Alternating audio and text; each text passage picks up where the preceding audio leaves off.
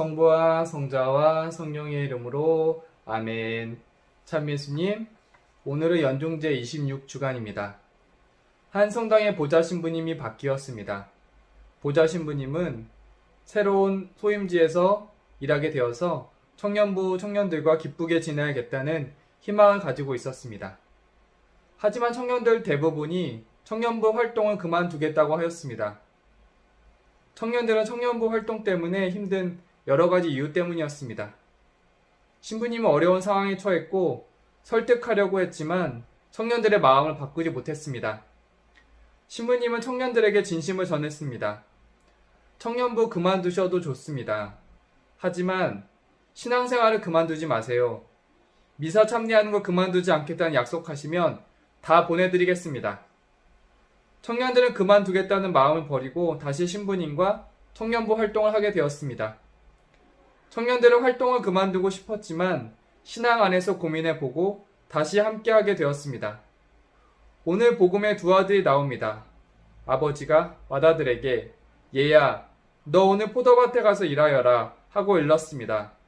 그는 싫습니다 하고 대답하였지만 나중에 생각을 바꾸어 일하러 갔습니다. 맏아들은 싫다고 하고 돌아섰지만 아버지의 말씀이 자신의 마음을 움직였습니다. 하기 싫었지만 아버지의 뜻을 따라야겠다는 마음이 들었던 것입니다. 큰아들이 가지고 있던 신앙이 그의 마음을 바꾸어서 실천하게 하였습니다. 작은 아들을 봅니다. 작은 아들은 가겠습니다 아버지 하고 대답하였지만 가지는 않았습니다. 그는 마음으로만 따르겠다고 하고 따르지 않았습니다. 실천하지 않은 신앙입니다. 매주 하느님 말씀을 듣고 우리는 좋은 마음으로 집에 돌아갑니다. 하지만 변화가 어렵습니다. 작은 아들처럼 잠깐 마음이 들었다가 이내 내가 하고 싶은 것을 하게 됩니다. 신앙생활은 좋은 마음을 갖고 있는 데서 끝나는 것이 아닙니다.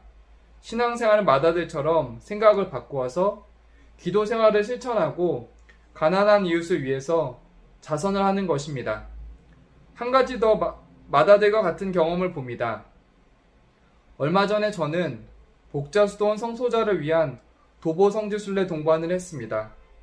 도보 성지순례 여정은 세란터 성지에서 절두산 성지까지 걷는 것이었습니다. 저의 역할은 운전자로서 차량을 절두산 성지까지 이동시키고 기다리는 것이었습니다. 형제 수사님들은 저에게 비가 올 것 같은 구름기 하늘을 보면서 성지순례간의 기도를 부탁했습니다. 하지만 저는 기도하지 않았고 성물방에 가서 책을 보면서 쉬면서 그렇게 지냈습니다. 도착하기 얼마 전에 저에게 전화가 왔습니다. 곧 도착합니다. 기도하고 계셨죠? 저는 부끄럽게도 안 했다고 했습니다. 전화기 너머에서는 그럴 줄 알았다 라는 목소리가 들렸습니다. 저는 형제 수사님들과 성소자 형제들을 위해 운전봉사가 다가 아니라 기도로의 봉사도 요청받았던 것입니다.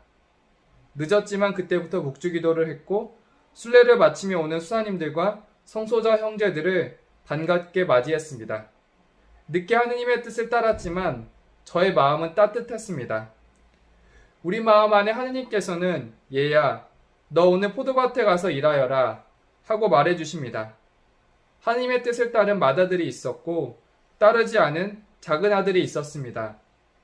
하느님께서는 우리 마음을 너무나 존중해 주시기에 우리에게 말씀만 전하실 뿐 강제하시지 않으십니다.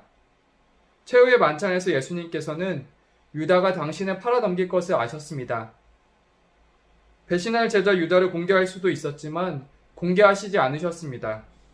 그저 너희 가운데 한 사람이 나를 배반할 것이다 하십니다. 예수님께서는 유다가 양심의 목소리를 듣고 당신의 뜻을 따르길 바라셨습니다. 하지만 예수님의 말씀을 듣지 않았고 그는 돈을 택합니다. 우리 마음 안에 예수님께서는 지속적으로 말씀하십니다. 하느님을 사랑하는 기도생활과 이웃을 사랑하는 자선입니다. 도와줄 사람을 못 찾겠다 하시는 분이 가끔 계시지만 서울역에만 가더라도 하루 식사를 한 끼도 못하는 노숙인 분들이 많이 계십니다. 예수님께서는 끝까지 포기하지 않으시고 우리를 부르십니다.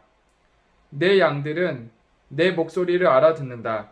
나는 그들을 알고 그들은 나를 따른다.